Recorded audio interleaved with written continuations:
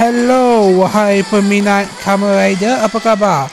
Hari ini saya nak bahas... Apakah kamu sedang mencari cara untuk menonton video-film biru? Hari ini saya nak bahas karakter Kamen Rider yang saya lupa nama dia Kamen Rider apa. Yang pertama Cumi-Cumi. Di nomor yang kedua ada Kamen Rider Ortega, Kamen Rider Reprise. Ya, Kamen Rider Ortega. Kejap. Ortega adalah desain Kamen Rider Kamen pada Rider umumnya. Ortega.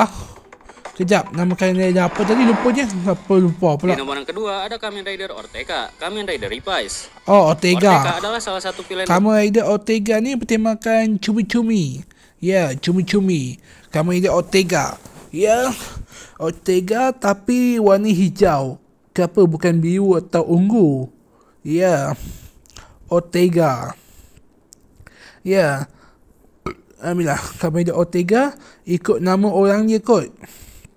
Ya, kalau tengok baju, ni dulu karakter villain dia. Dia jadi villain tak rasa simpati pun. Sebab masa tu dia terlahir dengan genius. Di mana dia merendahkan guru, yang dia pula merendahkan ayah dia sampai ayah dia rasa kecewa. Yang ibu kata dia anak special, tapi ayah dia kata dia monster. Ya, kalau anak special mestilah akan hormat orang tua. Tapi tak, dia cuba pandang orang tua tu sebagai haiwan saja. Itu baru namanya raksasa. Anggap orang tua tu hanya haiwan. Ya, Ortega. Untuk Kamen Rider Ortega ni, ya tak ada apa yang special pun. Dia ni hanya boleh guna senjata Kamen Rider saja. Macam Kamen Rider Broom. Ya, itu anda boleh lihat sendirilah. Untuk Kamen Rider ni, ya hijau-hijau macam Kamen Rider yang dimunculkan dalam movie saja. Entah kenapa, dalam movie semua Kamen Rider hijau saja. Tak tahulah, mungkin sebab tak famous kot. Sila komen kalau anda tahu kenapa.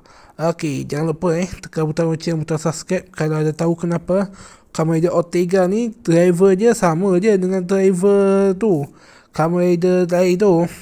Mungkin sebab nak bagi mirip dengan kawan dia kot. Ya, kawan dia tu kenapa pilih Kamen Rider emas tu untuk bertarung, bukan Kamen Rider bertema orange tu. Sila komen, sila tekan butang subscribe kalau dah tengok. Okey, bye-bye. Jangan lupa tekan butang subscribe, butang lonceng. Belum lagi.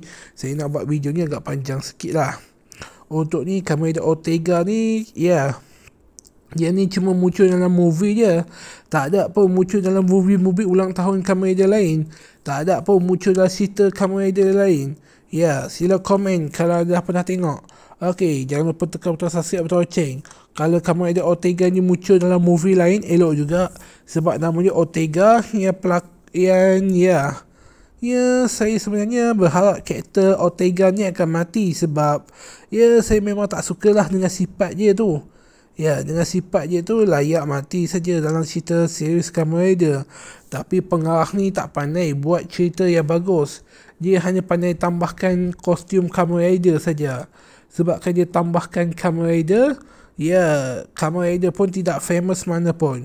Okey lah, jangan lupa tengok sendirilah cerita Kamen Rider. Yang komen sendirilah siapa pengarah dia. Tak tahulah berapa lama dia mereka akan hidup. Ya, mungkin pengarah orang Jepun memang tak famous kot. Okey, bye-bye. Jangan lupa tekan butang subscribe, butang lonceng.